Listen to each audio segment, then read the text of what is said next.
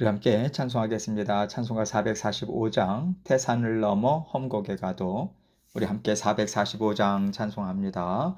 태산을 넘어 험곡에 가도 빛 가운데로 걸어가면 주께서 항상 지키시기로 약속한 말씀 변치 않네.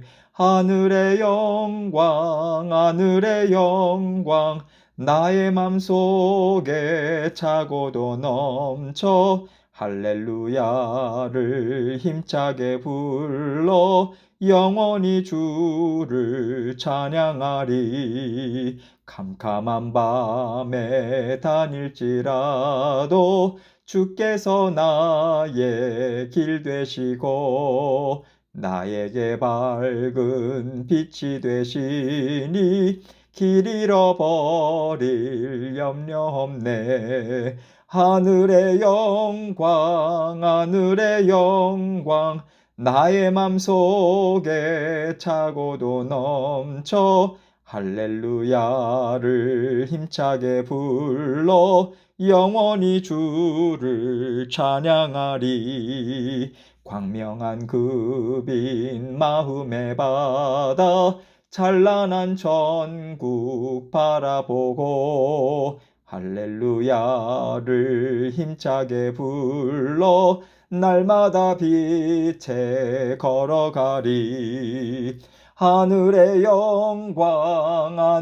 영광, 나의 맘속에 차고도 넘쳐 할렐루야를 힘차게 불러 영원히 주를 찬양하리. 아멘. 기도하겠습니다. 하나님 아버지 감사합니다. 하나님께서 오늘도 저희에게 새날 주셨습니다. 하나님 주신 은혜 온전히 믿는 믿음으로 또 만족하고 감사의 마음으로 아버지 하나님과 함께 동행하는 오늘 하루의 삶이 될 수 있도록 도와주옵소서. 오늘도 말씀을 통해서 우리 각자에게 들려주시는 주님의 음성 듣기 원합니다. 마음문 활짝 여시고 아버지 하나님 말씀하여 주옵소서. 듣고 순종하겠습니다.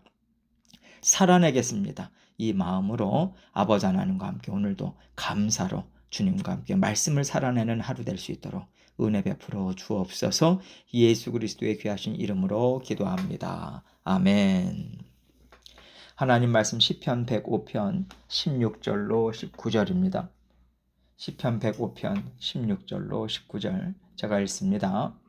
그가 또 그 땅에 기근이 들게 하사 그들이 의지하고 있는 양식을 다 끊으셨도다.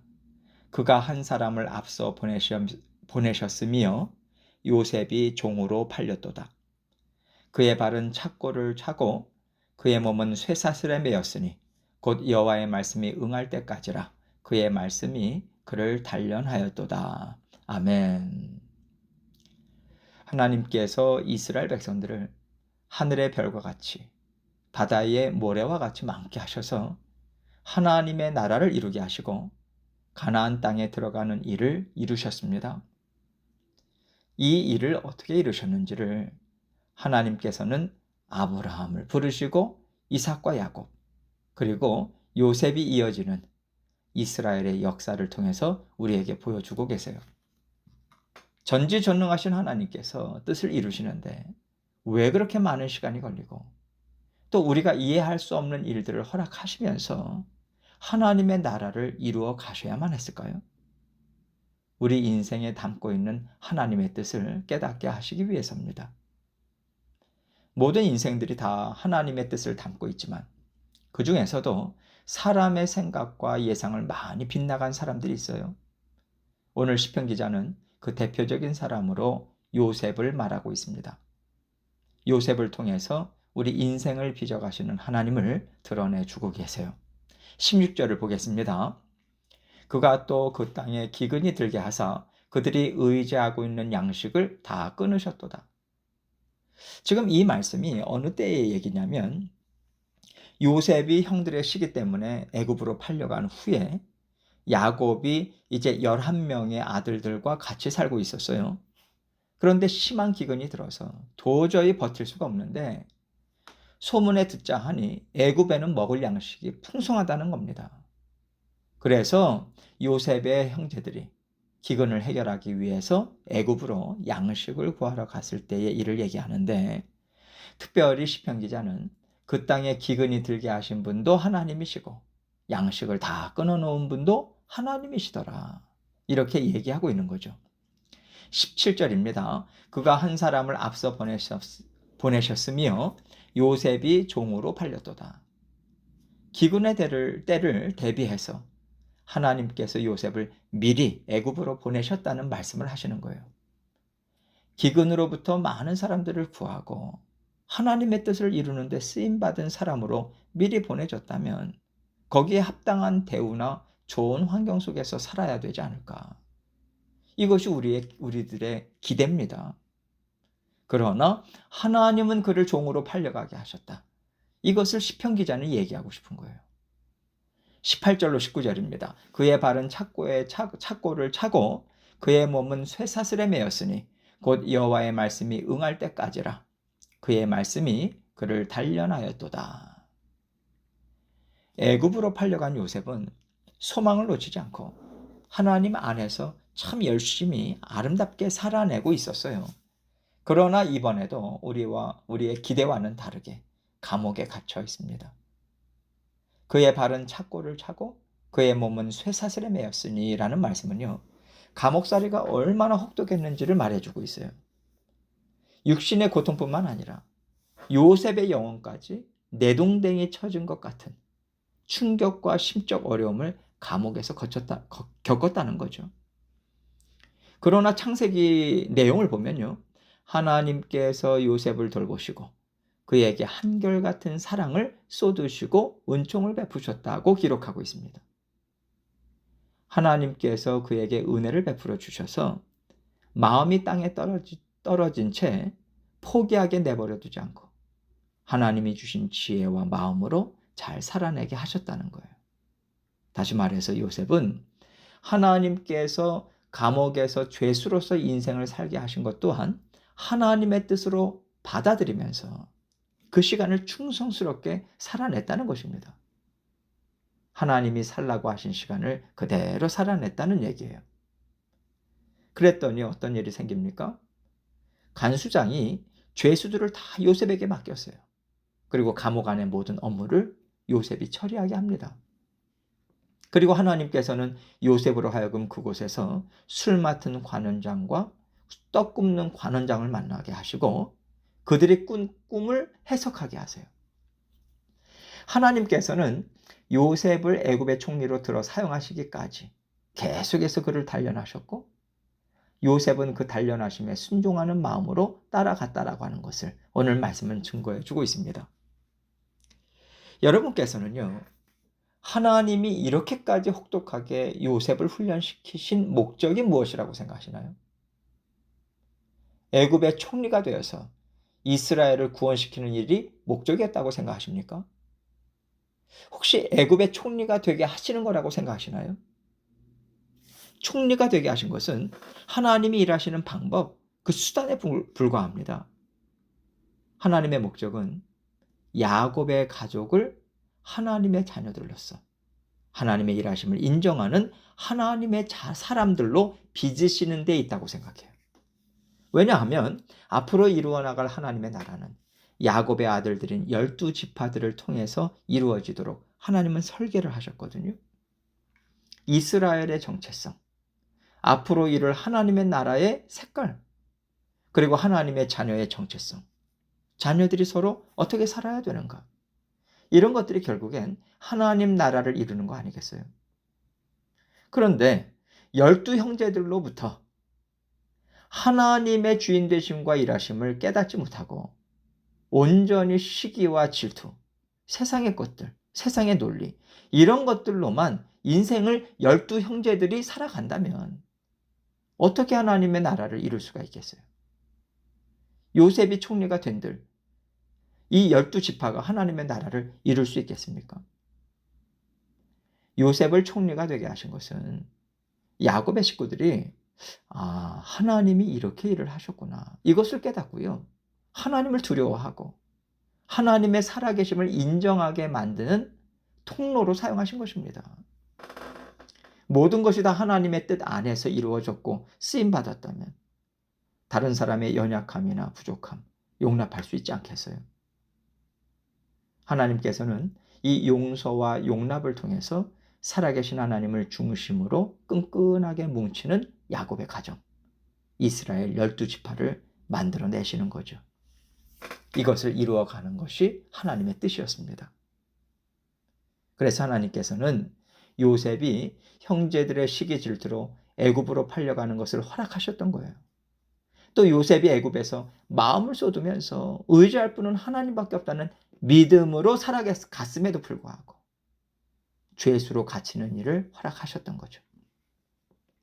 이것을 통해서 우리는요, 우리가 살아가는 인생의 굴곡을 단지 높아졌느냐 낮아졌느냐 이 세상을 기준으로 생각할 것이 아니구나. 이런 것도 내 인생에 필요하구나. 아, 하나님은 이렇게도 일하시네. 이렇게 하나님에 대해서 그리고 내 인생에 대해서 이해의 폭이 넓어지고 믿음의 폭이 넓어집니다. 하나님의 일하심이 참 놀라운 게 뭐냐면요, 하나님께서 애굽에서도 이스라엘 백성들이 이방인들에게 물들지 않고 이스라엘이라는 민족, 하나님의 백성이라는 정체성을 그래도 가질 수 있었던 가장 큰 이유가 무엇인지 아십니까? 노예로 살았다는 거예요. 노예라는 신분이 이방인인 애굽 사람과 나누어질 수 있게 하는 확실한 틀이 되었던 거죠. 만약에 이스라엘 백성들이 애굽에서 노예로 살지 않고 잘 먹고 잘 사는 고위층으로 살았다면요, 아마도 애굽의 문화, 이방신을 섬기는 문화에 다 젖어들어서 다 흩어졌을 거예요. 하나님께서 노예라는 족쇄를 채워놓으셨는데 누가 노예를 상대로 해서 삶을 얘기하고 정치를 얘기하고 세상의 삶을 나누겠어요? 철저하게 차단된 노예들만의 삶을 살아간 거예요. 이 노예들만의 삶이 있었기 때문에 이스라엘 백성들은 그 땅에서 그나마 하나님의 백성이요 아브라함의 자손이라는 정체성을 유지할 수 있었던 것입니다. 이것이 하나님의 놀라운 지혜예요. 우리는 노예, 쇠사슬, 족쇄 이런 걸 생각하면 다 풀어버려야 된다고 생각합니다. 노예는 해방되어야 하는 것이고 족쇄는 풀어 없어져야만 하나님이 나에게 복을 주신 것이고 나의 인생에 복을 주셨고 내 문제를 해결해 주셨고 내 기도에 응답해 주신 것이다. 이렇게 생각하는데 결국 부르짖음과 간구의 응답하심이 무엇이었는가? 노예 생활이었고 족쇄였더라. 하나님은 이거 말씀해 주시는 거예요. 그리고 나중에 요셉이 형들을 용서하지 않습니까?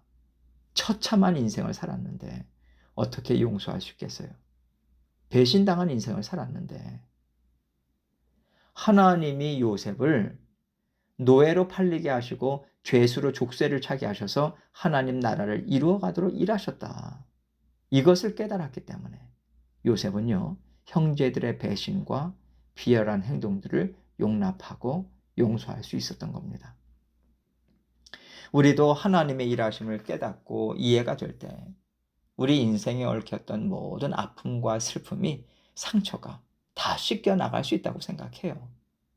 그런데 아직 완성의 자리까지 하나님의 뜻이 무엇인지를 다 이해하는 자리까지 우리가 나가지 못해서 여전히 마음 아프고 슬퍼하고 가슴 졸이면서 살아가는 거죠. 그러나 여러분, 반드시 하나님께서 깨닫게 하시고 풀어주실 때가 있어요. 우리 인생은요, 잘 먹고 잘 사는데 초점이 맞춰져 있는 세상 사람들의 인생과는 차원이 다릅니다. 그래서 우리는 세상 사람들의 인생과 비교할 필요도 없고요.